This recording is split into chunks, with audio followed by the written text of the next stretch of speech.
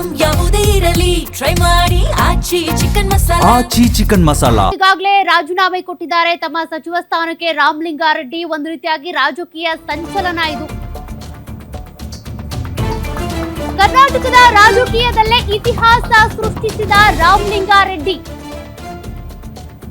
ಪ್ರಮಾಣ ವಚನ ಸ್ವೀಕರಿಸಿದ 48 ಗಂಟೆಯಲ್ಲಿ ಸಚಿವ ಸ್ಥಾನಕ್ಕೆ ರಾಜೀನಾಮೆ ನೀಡೋದ್ರ ಮೂಲಕ ಇತಿಹಾಸ ಸೃಷ್ಟಿ. ಇದುವರೆಗೂ ಈ ರೀತಿ ಯಾವ ಸಚಿವರು ಕೂಡ ರಿಸೈನ್ ಮಾಡಿಲ್ಲ. ಕರ್ನಾಟಕ ರಾಜಕೀಯ ಇತಿಹಾಸದಲ್ಲೇ ಇದು ದಾಖಲೆ. 2 ದಿನಕ್ಕೆ ರಾಜೀನಾಮೆ ಕೊಟ್ಟಿರುವಂತಹ ರಾಮಲಿಂಗಾರೆಡ್ಡಿ ಕಾರಣ ತಮಗೆ ಬೇಕಾದ ಖಾತೆ ಸಿಕ್ಕಿಲ್ಲ ಅಂತ. ಖಾತೆ ಬಗ್ಗೆ ಅಸಮಾಧಾನಗೊಂಡು 14 ಗಂಟೆಯಲ್ಲೇ ರಿಸೈನ್ ಮಾಡಿದಂತವರು ರಾಮಲಿಂಗಾರೆಡ್ಡಿ. ನಿನ್ನೆ ರಾತ್ರಿಯಷ್ಟೇ ರಾಮಲಿಂಗಾರೆಡ್ಡಿಗೆ ಜಲಸಂಪನ್ಮೂಲ ಖಾತೆ ಹಂಚಿಕೆಯಾಗಿತ್ತು. ಜಲಸಂಪನ್ಮೂಲ ಖಾತೆ ನಿಭಾಯಿಸೋದಕ್ಕೆ ಇಷ್ಟ ಇಲ್ಲ ಅಂತ ರಾಮಲಿಂಗಾರೆಡ್ಡಿ ಹೇಳಿದ್ರು. ಮೊದಲೇ ಬೆಂಗಳೂರು ಅಭಿವೃದ್ಧಿ ಖಾತೆಯನ್ನ ಕೇಳಿದ್ರು ರಾಮಲಿಂಗಾರೆಡ್ಡಿ. ಆದ್ರೀಗ ಜಲಸಂಪನ್ಮೂಲ ಇಲಾಖೆ ಖಾತೆ ಸಿಕ್ತಿದ್ದಂತೆ ಅವ್ರಿಗೆ ಬೇಸರ ಆಗಿದೆ.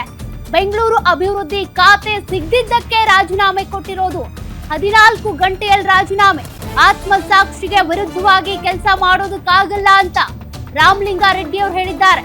ಕರ್ನಾಟಕದ ರಾಜಕೀಯದಲ್ಲೇ ಇದೊಂದು ರೀತಿಯ ಇತಿಹಾಸ ಸೃಷ್ಟಿ. ಕಾರಣ ಅವರಿಗೆ ಖಾತೆ ಹಂಚಿಕೆಯಾದ 14 ಗಂಟೆಯಲ್ಲೇ ರಾಜೀನಾಮೆ ಕೊಟ್ಟಿದ್ದಾರೆ.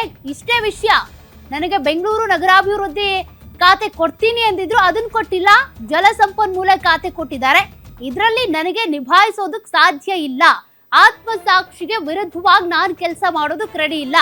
ಶಾಸಕನಾಗಿ ಮುಂದುವರಿತೀನಿ, ಆದ್ರೆ ಈ ಖಾತೆ ನನಗೆ ಬೇಡ, ರಾಜೀನಾಮೆ ಕೊಡ್ತೀನಿ ಅಂತ ಈಗಾಗಲೇ ರಾಜೀನಾಮೆ ಕೊಟ್ಟಿದ್ದಾರೆ ರಾಮಲಿಂಗಾರೆಡ್ಡಿ.